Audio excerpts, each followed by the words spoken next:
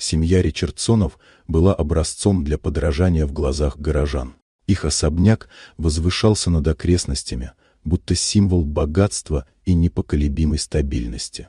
Белые колонны, ухоженный сад, блеск карет и званые вечера – все это казалось идеальной картиной, в которой не было места ни тени, ни изъяна. Но за толстыми стенами особняка скрывалась другая реальность – тишина, тяжелая и мучительная, рожденная не отсутствием звуков, а неверием в то, что их можно услышать.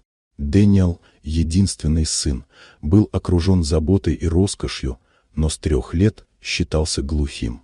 Врачи, приглашенные из разных городов, с серьезными лицами подтверждали диагноз. Родители приняли его слова как приговор и обустроили жизнь сына так, будто мир действительно не мог достучаться до него. Разговоры в доме стали скупее, шаги звучали тише, музыка исчезла. Особняк будто подчинился молчанию ребенка.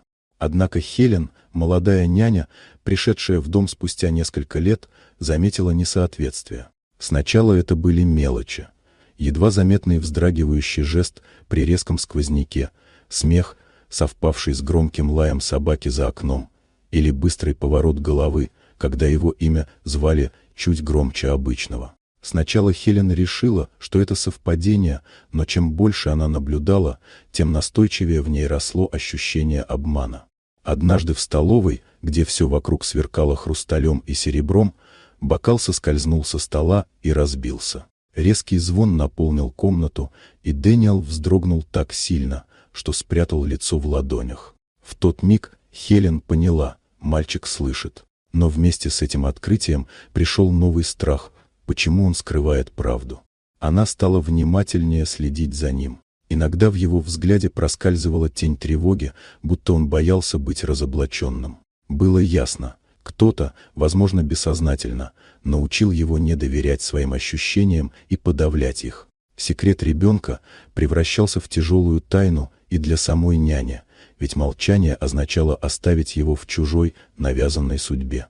Истина открылась неожиданно и без свидетелей. В один из дней Дэниел, словно уставший от собственной лжи, тихо признался Хелен, что слышит все с самого начала, но боится рассказать родителям. Он был уверен, они решат, что он выдумывает, или снова обратятся к врачам, которые подтвердят их правоту. Этот страх жил в нем годами, превращая каждый звук в запретный дар. Когда правда всплыла наружу, дом Ричардсонов потрясло. Родители, привыкшие к образу страдающего, но смиренного сына, были поражены. Новые обследования разрушили прежний диагноз. Слух у мальчика был абсолютно здоров. Ошибка врачей, поддержанная безоговорочной верой родителей в авторитет науки, лишила ребенка детства, наполненного звуками. С тех пор в доме начались перемены. Дэниел постепенно переставал прятать свой голос, учился смеяться и говорить без страха. Родители, охваченные виной, пытались заново строить с ним отношения, теперь уже не через жесты и взгляды, а через слова, вопросы, ответы. Они учились слышать не только его речь, но и самого ребенка, его желания, радости, обиды. Особняк оживал. В нем зазвучали шаги, смех, легкая музыка, которая прежде хранилась в сундуках, словно ненужное украшение. В саду все чаще слышался звонкий голос Дэниела, и даже стены, привыкшие к гнетущей тишине, казалось, начинали дышать свободнее. Хелен осталась рядом, понимая, что ее вера в мальчика изменила не только его судьбу, но и всю семью. Она видела, как медленно уходит из дома тягостная тишина и как ее место занимает доверие и любовь.